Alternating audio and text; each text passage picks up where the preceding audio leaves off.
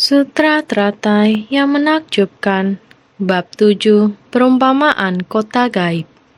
Sun Fasyang, Kamis 10 Maret 2022. Menghormati pohon sebagaimana menghormati Buddha. Episode 1010. Memberi persembahan pada Buddha juga memberi persembahan pada pohon pencerahan sebagai tempat bersandar bagi Buddha. Menghormati pohon sebagaimana menghormati Buddha, seperti tidak tega untuk menebangnya. Pohonnya setinggi 10 yojana, bunganya sebesar roda kereta. Kenapa wujudnya begitu besar? Hendaknya tahu kalau itu adalah tak terbayangkan. Sepertinya agak mendalam, sungguh mendalam. Ini sepenuhnya menunjukkan bahwa kita harus sangat menghormati. Pada naskah sutra sebelumnya, Buddha Mahabhijnana Bhikkhu, beliau duduk bermeditasi selama 10 kalpa kecil dan mencapai kebudahan. Para dewa pelindung Dharma sangat bersukacita dan memberi persembahan. Hingga Buddha membabarkan Dharma. Ini membutuhkan waktu yang sangat lama untuk kemudian membimbing para makhluk. 16 pangeran meninggalkan kehidupan berkeluarga, sangat bersukacita dalam mendengarkan Dharma, kemudian memohon kepada Buddha Mahabhijnana Bhikkhu untuk membabarkan Dharma, memohon beliau untuk membabarkan Dharma, memohon untuk dapat membabarkan Dharma sejati. Mengetahui akar kapasitas dari 16 pangeran adalah berbeda dengan orang-orang pada umumnya. Buddha Sakyamuni kita membabarkan Dharma di dunia saha setelah melewati 42 tahun. Semua Dharma yang telah dibabarkan para Sravaka dan Pratyeka Buddha hingga umat pada umumnya, apa yang telah dipahami adalah ajaran 4 kebenaran mulia. Pratyeka Buddha dapat memahami bahwa hidup adalah tidak kekal. Pergantian 4 musim kehidupan berasal dari 12 sebab musabab yang saling bergantungan dan lainnya. Telah memahami semua dharma ini.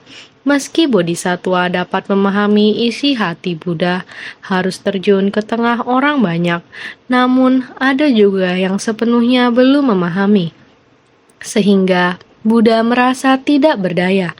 Maka harus mengamati kapasitas para makhluk dalam memberikan pengajaran. Setelah 42 tahun berlalu, beliau mulai memperkirakan waktu sebab dan kondisi di dunia sudah matang, sehingga tidak bisa tidak mulai membabarkan sutra teratai, yakni Dharma sejati dari kendaraan tunggal. Ingin agar para Sravaka, Pratyeka Buddha, dan semua orang harus menghayati bahwa tujuan dari pembinaan diri harus benar-benar mencari kembali sifat hakiki tata hata kita. Setiap orang memilikinya.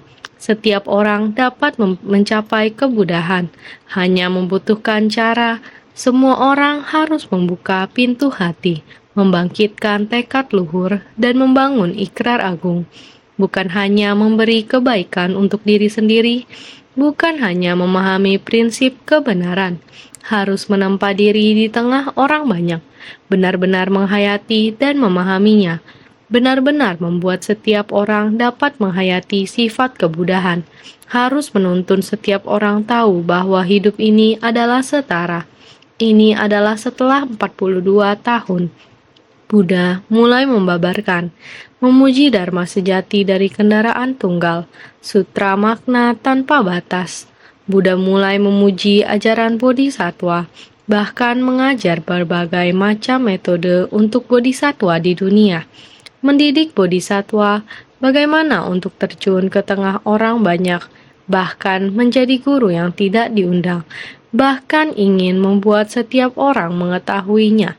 Meskipun mereka masih manusia awam, namun setelah mereka mendengarkan Dharma dan memahaminya, juga bisa terjun ke tengah orang banyak untuk membabarkan Dharma. Seperti nahkoda kapal besar, meskipun tubuhnya menderita penyakit, dia masih bisa memanfaatkan perahu ini untuk menyelamatkan para makhluk. Ini ada dalam Sutra Makna Tanpa Batas. Semua orang terus melafalkan Sutra Makna Tanpa Batas. Kita telah memahaminya. Bodhisatwa terjun ke tengah orang banyak. Ini artinya mengetahui permasalahan dan prinsip kebenaran.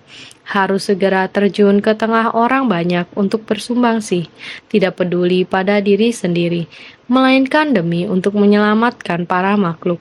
Setelah Buddha Mahabhijnana Bhikkhu mencapai kebudahan, beliau mulai membabarkan Dharma. Ini berlangsung selama 1 kurun waktu. Ke-16 pangeran membangkitkan tekad untuk meninggalkan kehidupan berkeluarga, mendengarkan Dharma dan masukkan ke dalam hati. Mereka mengerti dan mengetahui bahwa Dharma ini di dalamnya terkandung yang sangat berharga. Dharma dari satu realitas sejati. 16 pangeran tahu untuk berinisiatif dalam memohon kepada Buddha untuk memutar roda Dharma, akan tetapi Sariputra harus terus mendengarkan sutra makna tanpa batas sampai selesai. Setelah Sang Buddha mulai memancarkan cahaya, setelah Manjusri dan Maitreya saling bertanya jawab, memuji, mengingat kembali masa lalu Buddha Chandra Surya Pradipa, berbagai macam cerita di masa lalu 20.000 Buddha juga melalui proses seperti ini. Semua orang setelah mendengarkan masih belum sepenuhnya jelas. Setelah Sang Buddha selesai dari samadhi, masih harus mulai terus memuji kebijaksanaan Buddha. Kondisi seperti itu dan lain-lain. Baru kemudian Sariputra akhirnya mengerti. Rupanya kondisi Buddha seperti itu, bahwa setiap orang bisa mencapainya. Hanya saja orang-orang tidak mengerti. Karena setiap orang memiliki sifat hakiki kebudahan. Maka Sariputra mulai mewakili semua orang untuk memohon kepada Sang Buddha agar membabarkan Dharma sejati. Sang Buddha 3 kali menghentikannya. Karena Sariputra telah memohon kepadanya 3 kali, baru setelah ketiga kalinya, Sang Buddha secara resmi menyampingkan ajaran metode terampil, membuka dan mengungkapkan jalan kendaraan tunggal, yaitu membabarkan sutra teratai. Ini adalah Buddha dari dunia saha, harus menghadapi para makhluk yang demikian. Maka dalam bagian belakang sutra teratai mengatakan, para makhluk sangat sulit untuk ditundukkan dan dijinakan. Para makhluk di dunia saha sangat keras kepala, sulit ditundukkan dan dijinakan, sangat keras kepala, sangat sulit untuk dibimbing dan diselamatkan. Artinya para makhluk di dunia saha benar-benar bandel dan sulit dibimbing. Era Buddha Mahabhijnana Bhikkhu adalah demikian mudah membabarkan segala dharma. Orang-orang dengan cepat menerimanya. Lagi pula, 16 pangeran sangat cepat memahaminya, memohon kepada Buddha Mahabhijnana Bhikkhu agar memutar roda Dharma. Pada saat itu, di istana Dewa Surga Brahma sudah mulai merasakannya. Buddha Mahabhijnana Bhikkhu akan membabarkan Dharma Agung. Jadi, cahaya ini mengarah ke timur. Cahaya yang pertama kali menyinari seluruh 10 penjuru. Bukan hanya secara horizontal, secara luas menyinari masing-masing 5 juta koti istana Brahma. Masih ada yang secara vertikal, dari atas sampai bawah, ke atas sampai ke puncaknya. Ke bawah juga menyinari tempat alam kegelapan, juga tiba-tiba menjadi terang kembali. Ini menunjukkan sudah akan mulai membabarkan kebenaran sejati kepada setiap orang, baik Dewa Brahma atau para makhluk yang berada di alam kegelapan. Nilai kebenaran adalah setara. Tidak peduli apakah dia adalah dewa atau para makhluk yang berada di 6 alam kehidupan. Para makhluk yang berada di 6 alam kehidupan juga sama-sama bisa memahami Dharma ini. Setiap orang memiliki sifat hakiki yang dharmanya menetap. Ini adalah semacam ekspresi. Ternyata ajaran Sang Buddha adalah demikian setara. Memandang semuanya dengan welas asih yang setara, sampai pada penerapan kewelas asihan dan kebijaksanaan secara bersamaan. Jika kita setiap orang bisa menerapkan cinta kasih dan welas asih serta kebijaksanaan, sehingga bisa berpadu, maka nilai kebenaran bisa tersebar luas secara jelas. Buddha Dharma juga demikian, agar bisa mencapai kebudahan. Walaupun nilai kebenaran sudah dipahami seluruhnya, akan tetapi pada akhirnya welas asih dan kebijaksanaan masih harus berpadu. Dengan demikian, cermin kebijaksanaan bulat sempurna akan tercapai. Prinsip yang sama, tetapi di era Buddha Mahabhijna Cenana Bibu, ini sangat sederhana dan mudah. Sesungguhnya sifat hakiki kita setiap orang pada dasarnya sangat sederhana. Tetapi mengapa para makhluk di dunia saha begitu sulit? Karena terus-menerus ditutupi oleh ketidaktahuan, sehingga begitu keras kepala dan susah ditundukkan. Sulit bagi mereka untuk memahami nilai kebenaran. Batin manusia sulit untuk bersatu dengan nilai kebenaran. Sebagaimana prinsip selalu diajarkan. Saya tahu, namun tidak memahami sepenuhnya. Tidak sudi bersungguh hati untuk menerima dharma ini. Perbedaannya hanya di sini. Oleh karena itu dikatakan, memberi persembahan pada Buddha juga memberi persembahan pada pohon pencerahan. Artinya adalah, setelah Buddha mencapai kebudahan, para dewa dan manusia, 8 kelompok dewa dan naga, naskah sutra sebelumnya mengatakan bahwa semuanya muncul karena Buddha mulai akan membabarkan Dharma Agung, maka semuanya datang. Tidak hanya memberi persembahan kepada Buddha, tetapi juga memberi persembahan kepada pohon Bodhi. Semua orang seharusnya ingat, mengapa demikian? Pohon Bodhi sebagai tempat bersandar bagi Buddha. Buddha ingin mencapai kebudahan. Beliau pasti meninggalkan keluarga, menjadikan langit dan bumi sebagai rumahnya. Di antara langit dan bumi, Buddha juga merupakan orang biasa sebelum beliau mencapai kebudahan. Bahkan setelah mencapai kebudahan, juga masih merupakan seorang manusia. Hal yang sama, beliau perlu mencari sebuah tempat bernaung dari angin dan matahari. Tempat teduh yang dapat menghalangi sinar matahari. Pohon Bodhi sangatlah rimbun. Oleh karena itu, di pohon Bodhi merupakan tempat beliau bersandar. Pohon Bodhi adalah tempat duduk Sang Buddha yang paling tenang dan tentram. Maka disebut tempat bersandar bagi Buddha. Jika beliau duduk di bawah pohon Bodhi sangat rimbun dapat menutupi matahari. Jika hujan rintik-rintik, juga layaknya sebuah payung, dapat menangkal hujan, menutupi matahari dan menangkal hujan. Di tempat itu juga dapat menghindari angin. Inilah tempat Sang Buddha bersandar. Dapat dengan tenang duduk di tempat tersebut, tetap tenang dan tak bergerak, sehingga Sang Buddha bersandar di tempat tersebut mencapai kebudahan. Dahulu Buddha Mahabhijna Cenana Bibu demikian. Sekarang ini Buddha Sakyamuni juga demikian. Maka menghormati dan memberi persembahan kepada Buddha. Pada saat yang bersamaan juga memberi persembahan pada pohon Bodhi. Menghormati pohon sebagaimana menghormati Buddha. Sang Buddha pernah duduk di sini. Di tempat ini tercerahkan. Di tempat ini mencapai kebudahan. Sang Buddha pada akhirnya memasuki nirwana juga di bawah pohon ini. Sehingga menghormati pohon sebagaimana menghormati Buddha. Maka menghormati pohon ini sebagaimana menghormati Buddha saat hidup. Sang Buddha mencapai kebudahan di tempat ini. Sang Buddha membabarkan Dharma di tempat ini. Sang Buddha memasuki nirwana di bawah pohon ini. Maka harus demikian menghormati pohon ini, sehingga seperti tidak tega untuk menebangnya. Maka kita semua harus memiliki rasa hormat terhadap pohon. Tidak tega menebangnya, hati dan pikiran kita harus dipusatkan untuk menyayanginya. Sebenarnya pohon di muka bumi, pohon sangatlah penting. Pohon adalah pelindung bumi, jiwa kehidupan bumi. Kita harus mengetahui, jika di bumi terdapat pohon, ini sebagai pertanda adanya air, ada gunung, ada pohon. Dengan sendirinya ada air. Dikarenakan setiap pohon yang besar jika turun hujan, maka dapat ditampung oleh pohon. Air hujan akan terserap ke dalam pohon. Apakah itu pohon besar?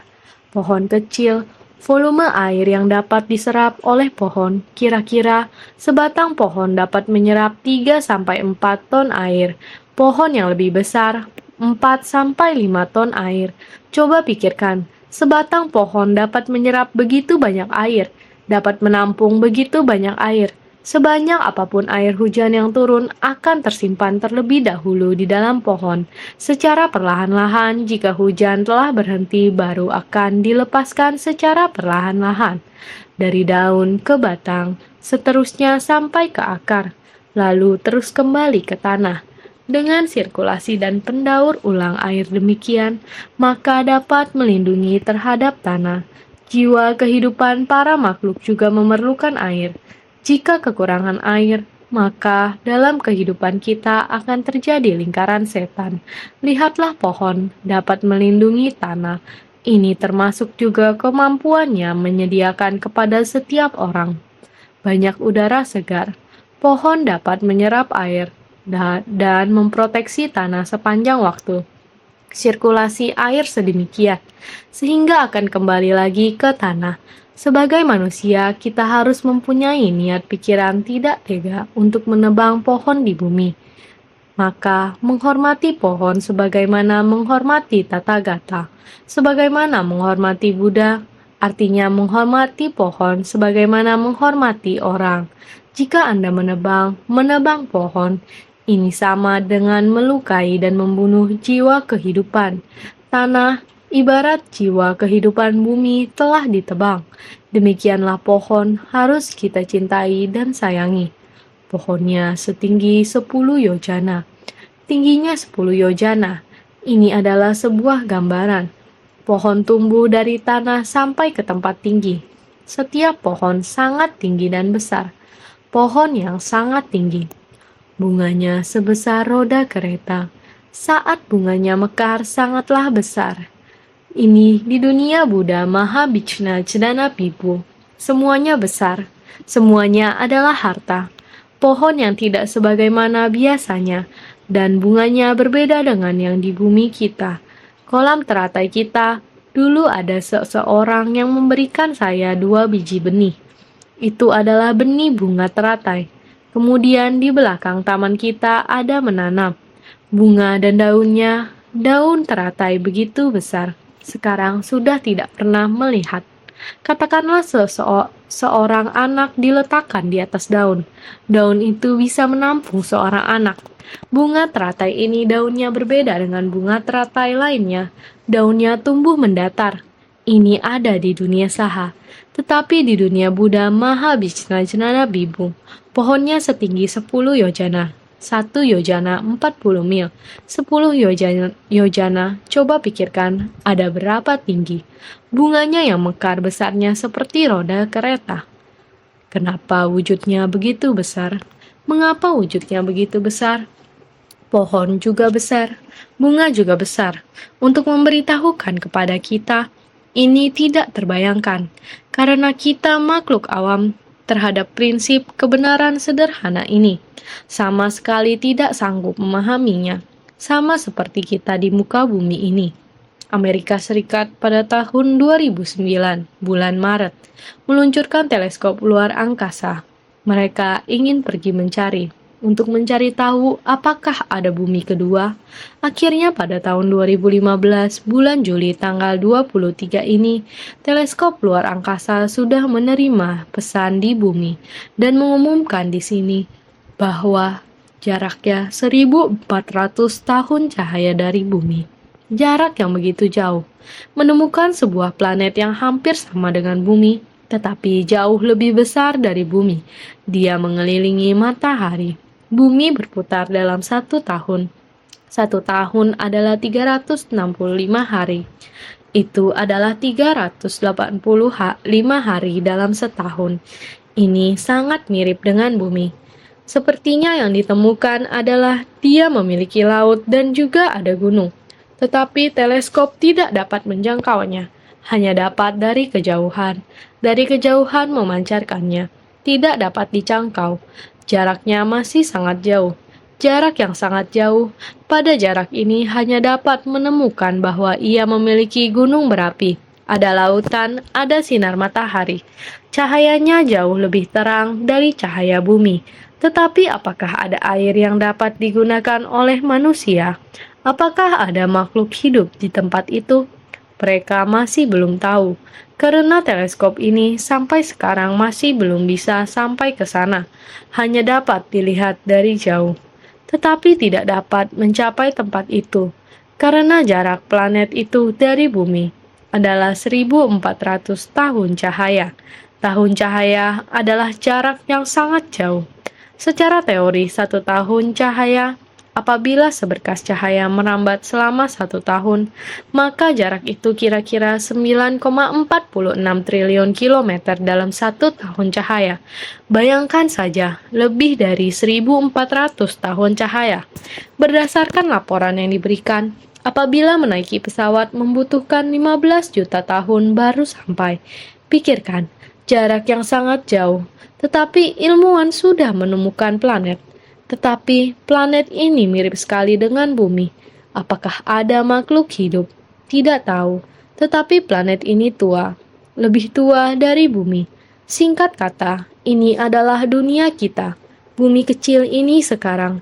Orang-orang kita sekarang. Pohon terus ditebang. Sampah terus dibuang. Ruangan yang tersisa pada waktu sekarang ini tampaknya 1 bumi, 2 bumi pun belum cukup. Tetapi kita manusia demikian kebingungan, masih terus merusak, masih terus melakukan pemborosan, menghabiskan dan selalu mengurangi sumber daya alam. Inilah yang harus segera kita waspadai, sehingga disebutkan pohon dengan bumi, dengan sirkulasi udara, dengan sirkulasi air, dengan segala elemen tanah, air, api, dan udara. Hubungannya sangat erat. Inilah mengapa saya ingin berbagi kepada semua orang, bahwa niat kita dalam memberikan persembahan kepada pohon mesti sama seperti kita memberikan persembahan kepada Buddha, sebagaimana kita mementingkan kedatangan Buddha di dunia. Demikian pula kita semestinya menghargai kehidupan setiap pohon. Kalau kita menebang 1 pohon, hanya butuh beberapa detik. Sesaat saja dengan gergaji mesin, pohon itu akan tumbang.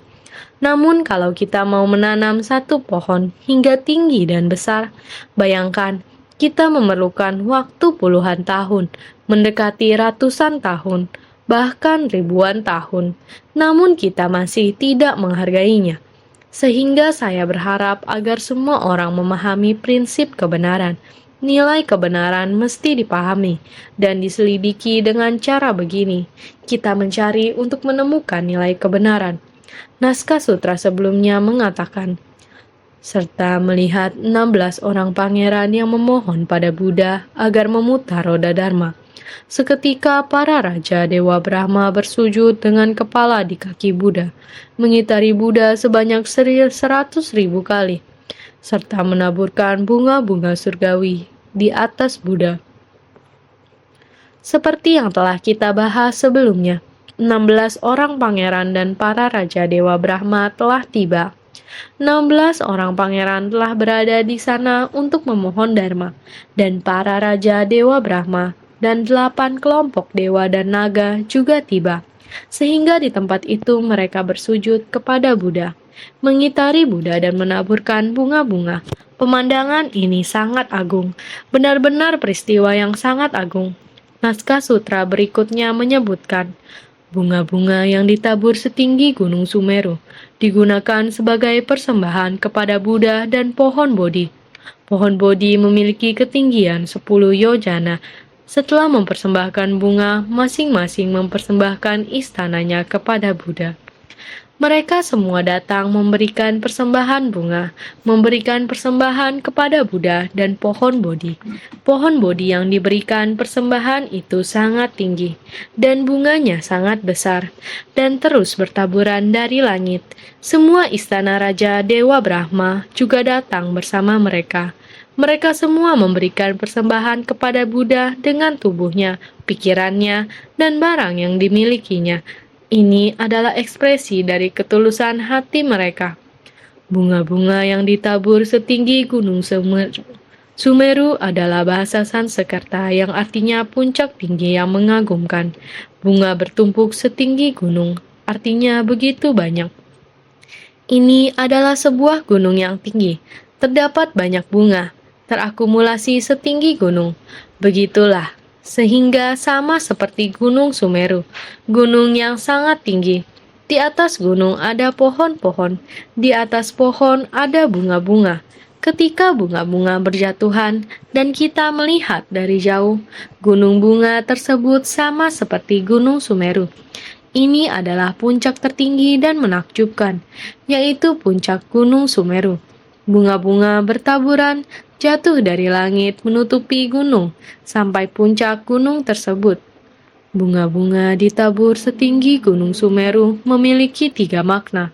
Makna pertama adalah bunga-bunga surgawi ditaburkan dari langit di atas Buddha, sehingga membentuk tudung Buddha bunga yang tinggi dan besar, seperti Gunung Sumeru yang berdiri di angkasa.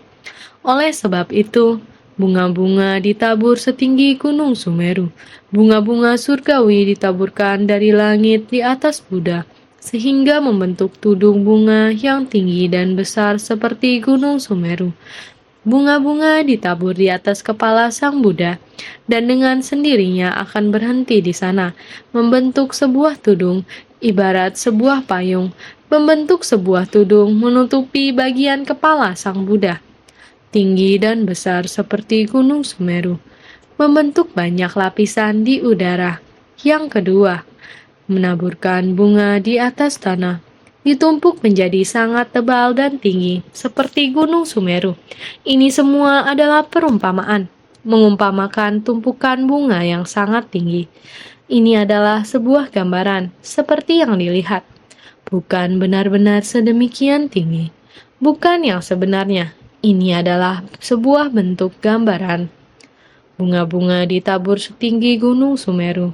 Makna kedua, menaburkan bunga di atas tanah, tumpukannya begitu tinggi dan besar seperti Gunung Sumeru. Wujudnya serupa, bukan benar-benar sedemikian tinggi. Yang ketiga adalah bunga-bunga ditaburkan melebihi tingginya bunga Bodhi.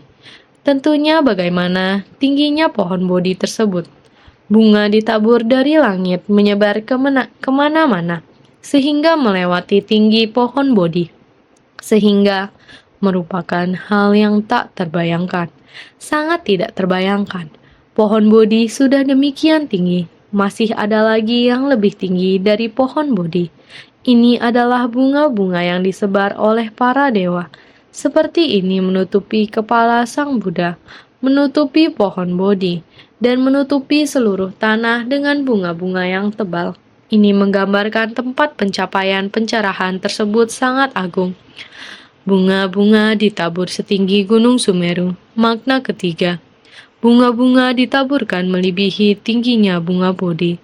Ini tetap merupakan hal yang tak terbayangkan. Satu sama lain tidak saling merintangi. Digunakan sebagai persembahan kepada Buddha dan pohon Bodhi. Pohon Bodhi memiliki ketinggian 10 yojana. Itu adalah bunga-bunga yang ditaburkan sebagai persembahan bagi Buddha dan pohon Bodhi. Pohon Bodhi itu memiliki ketinggian 10 yojana. Hal ini telah disebutkan tadi. Memberi persembahan kepada Buddha dan pohon Bodhi. Karena pohon ini adalah tempat bersandar, berdiam, dan duduk dari Buddha. Tempat di mana Buddha bersandar dan berdiam. Buddha melatih diri di sini, merenung dengan tenang di sini, mencapai pencerahan di sini, membabarkan dharma di sini.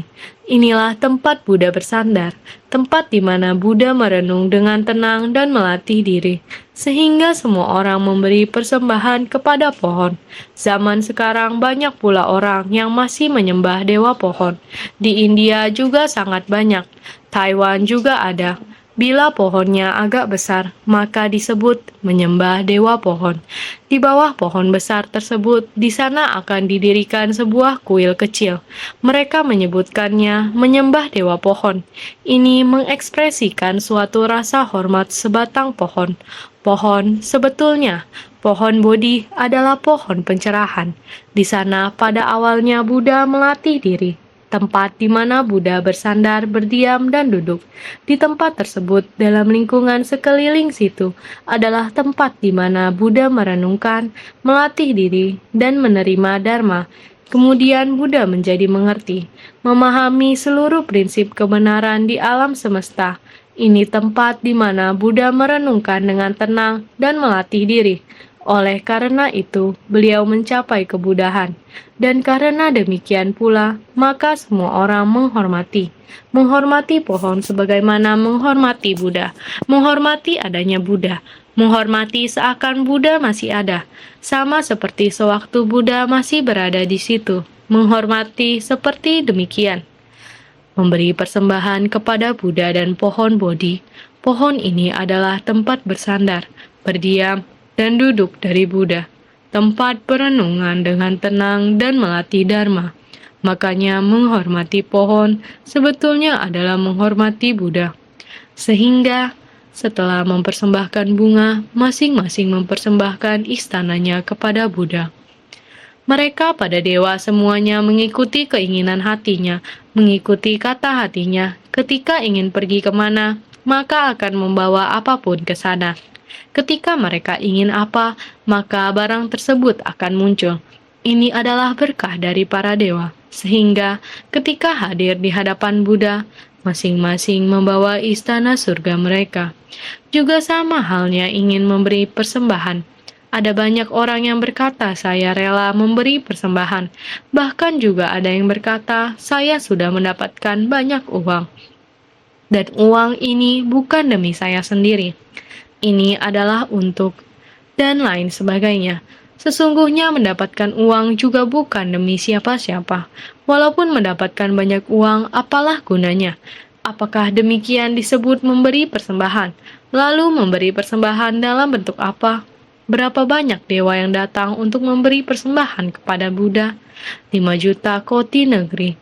Demikian banyak istana. Semua dewa sudah hadir beserta semua istananya. Mau ditaruh di manakah? Jika semua ini mau dipersembahkan kepada Buddha, bagaimana Buddha bisa menerimanya? Ini hanyalah sebuah deskripsi, perumpamaan bahwa memberikan segenap jiwa raga untuk menghargai dan menghormati. Dengan segenap jiwa raga, bahkan kehidupannya, juga rela untuk bersumbangsi. Ini adalah perumpamaan dengan memberikan segenap jiwa raga sehingga dikatakan bahwa membawa istana untuk diberikan persembahan kepada Buddha. Memberi persembahan kepada Buddha Mahabhishna Jnanapipu. Ini adalah sebuah perumpamaan. Berharap kita setiap orang saat mendengar Dharma harus memahami makna yang terkandung di dalam naskah sutra. Kalau tidak, ada begitu banyak yang dibabarkan. Sangat banyak yang tidak terlihat oleh kita. Kita mengatakan 8 kelompok dewa dan naga. Sebenarnya ada apa tidak? Kalau mau lihat, tidak kelihatan. Jadi, ada apa tidak? Tidak peduli ada atau tidak. Kita harus selalu 3 kaki di atas kepala, ada dewa melihat. Senantiasa dibahas, kemarin juga dibahas. Seperti contoh yang sederhana, seorang ayah tengah malam dengan membawa anaknya berkata, "Ayo, kita pergi. Papa bawa kamu ke satu tempat, kamu harus bantu." Si anak pun berjalan mengikuti ayahnya. Jalan sampai ke dalam kebun sayur orang lain, berkata kepada anaknya, "Coba lihat, depan belakang ada orang apa tidak?" Si anak pun bantu melihat, tidak ada orang. "Tidak ada ya? Mari, kamu lihat labu mana yang lebih besar. Mari kita petik labu." Si anak kemudian berkata, "Papa, ladang labu ini bukan punya kita." Dia berkata, "Tidak apa-apa. Sekarang tidak ada orang yang melihat, jadi kita boleh petik." Si anak pun berkata, "Papa, ada ya? Saya lihat. Anda juga lihat. Masih ada bulan juga melihat. Bintang juga melihat. "Papa, bagaimana bisa tidak ada yang melihatnya?" Setelah ayah mendengarnya, segera melepaskan kedua tangannya. "Ayah, anakku mengingatkanku, sebenarnya bukan tidak ada yang melihatnya. Saya seharusnya hati nurani saya yang melihatnya. Ini hal yang jahat, hanya sedikit sebutir labu air di kebunnya. Walaupun malam orang lain tidak melihatnya, anak melihatnya, langit melihat, bulan melihat, bintang melihat. Sebenarnya hati nurani saya juga melihatnya. Tidak seharusnya melakukan hal yang tidak patut dilakukan, memberi pelajaran yang tidak baik kepada anakku. Hati nurani telah muncul. Jika kita bisa, setiap orang ada hati nurani. Hati nurani sering muncul setiap saat menggunakan sifat hakiki tata hata kita, batin yang murni untuk melihat segalanya. Prinsip kebenaran ini, kebenaran adalah tiada esensi dan karakteristik, bukan harus terlihat olehmu. Kamu baru bersedia mempercayainya. Para ilmuwan menemukan dalam 1400 tahun cahaya, begitu jarak begitu jauh. Satu surya yang lain ada satu planet, sangat mirip dengan bumi kita. Tempat itu, kita, apakah bumi ini?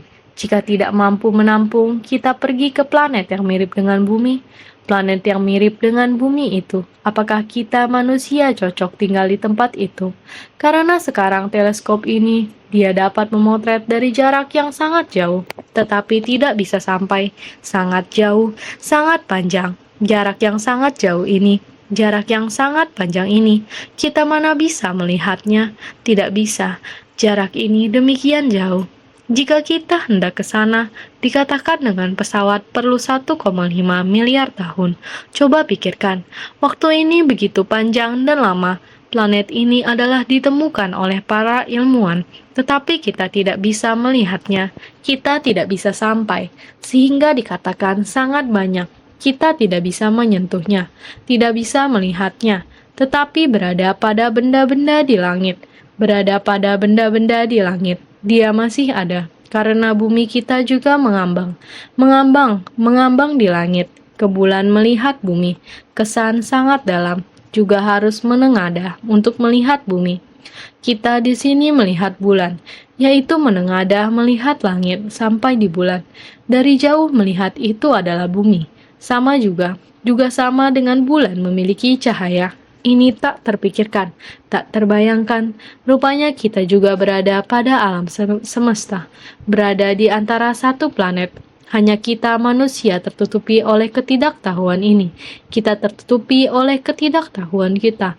Maka kita mempunyai sangat banyak, tidak terpikirkan, tidak terlihat. Sehingga kerisauan kita terus-menerus menutupi sangat banyak prinsip kebenaran. Kita tidak dapat memahami. Maka kita mempelajari ajaran Buddha. Paling penting adalah harus telusuri prinsip kebenaran. Tetapi, apakah telusuri sampai tuntas baru kamu akan mempercayainya? Kita harus sekarang mempercayai. Buddha mengajarkan kita untuk masuk ke tengah orang banyak. Benar-benar dengan prinsip kebenaran ini, segera membagi kepada semua orang, mengubah kejahatan menjadi kebaikan, mengubah kerisauan menjadi bodhi. Sekarang setiap orang sudah melakukan kebajikan. Sekarang setiap orang rajin dan hemat, pasti akan membantu bumi. Terhadap masyarakat, kita pasti juga membantu. Kalau ada membantu, kita harus yakin, lakukan saja hal yang benar. Lakukan saja, sehingga setiap orang senantiasa harus bersungguh hati. Setiap saat harus meyakini, menerima dan mengamalkan sesuai ajarannya. Harus lebih bersungguh hati.